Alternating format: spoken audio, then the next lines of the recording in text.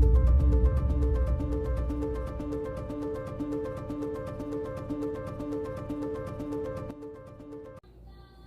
everyone, this is Chloe again.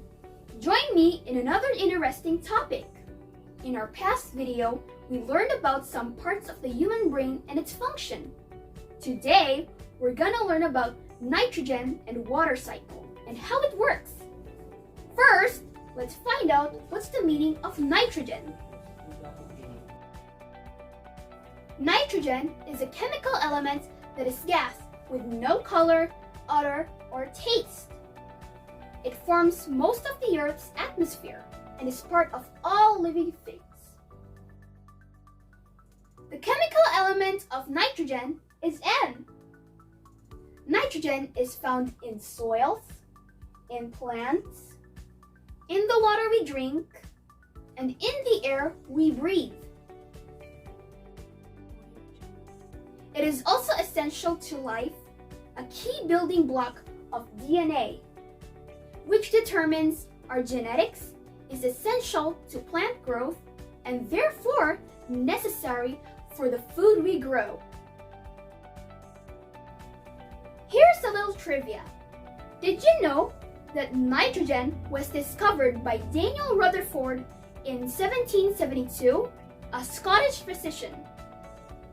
And its name was suggested by a French chemist, Jean-Ton Lavoisier, in 1790. What is nitrogen used for? Nitrogen is important to the chemical industry. It is used to make fertilizers, nitric acids, nylon, dyes, and explosives. To make these products, nitrogen must first be reacted with hydrogen to produce ammonia.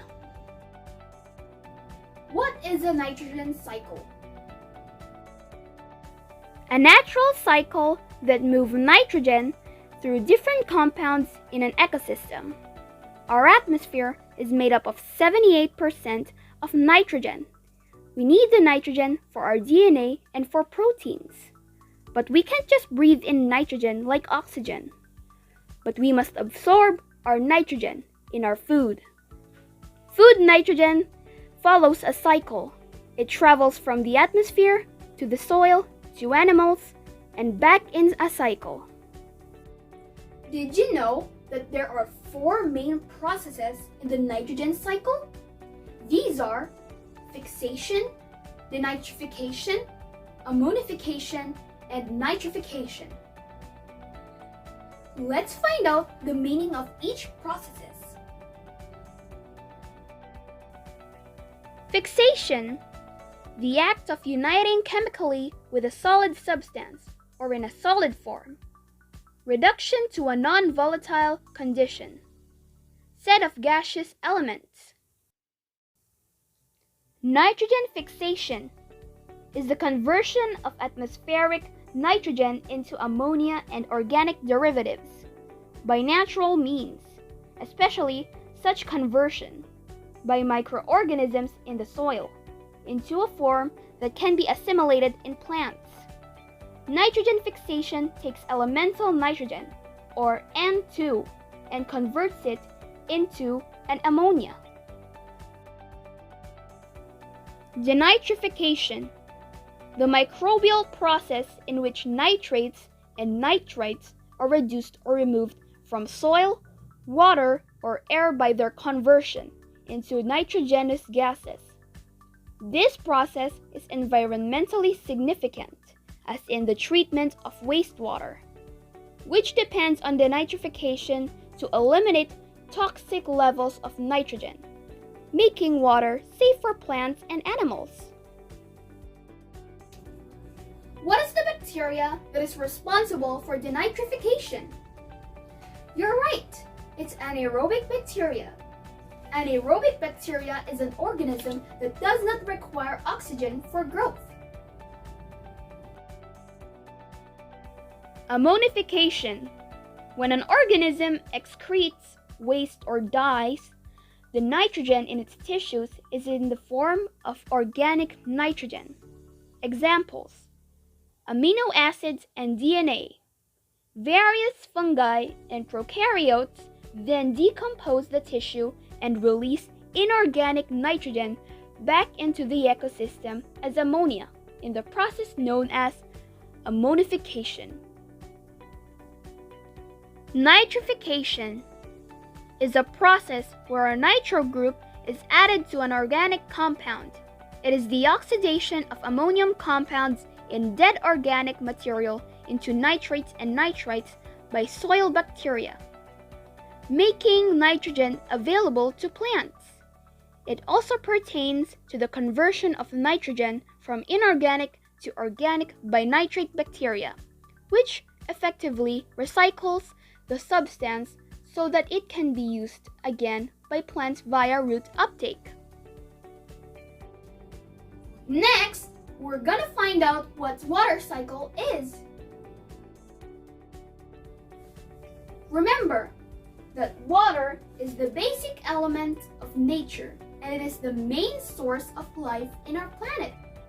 It covers 70% of the Earth's surface. It composed of hydrogen and oxygen. The water cycle, also called the hydrologic cycle, is the path that all water follows as it moves around our planet. It is a continuous movement of water on, above, and below the surface of the Earth. Water is always changing states between liquid, vapor, and ice. There are 5 processes at work in the hydrologic cycle. These are evaporation, transpiration, condensation, precipitation, and collection. Why is the hydrologic cycle important to plants, animals, and especially to us? Answer: hydrologic cycle is important because it is how water reaches plants, animals, and us. Besides providing people, animals, and plants with water, it also moves things like nutrients, pathogens, and sediment in and out of aquatic ecosystems. Have you ever wondered where the rain comes from? Or how the clouds are formed?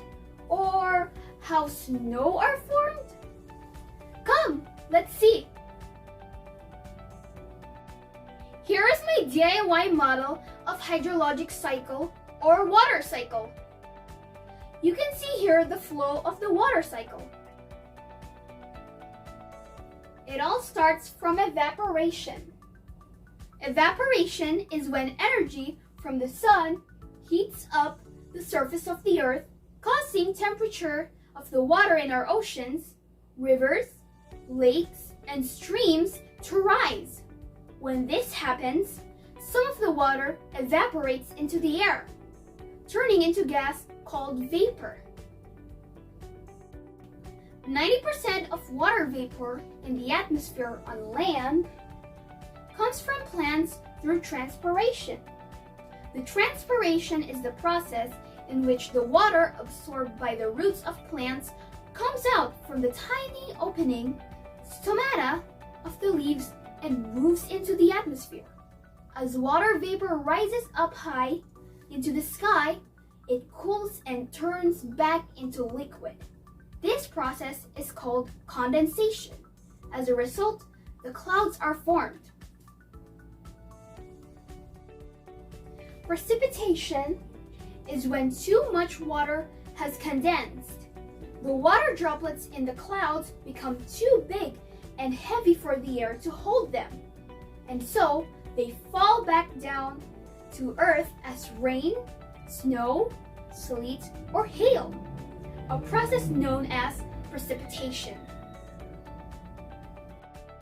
While some precipitation falls on the land, the precipitation that falls on the land enters the soil and moves underground.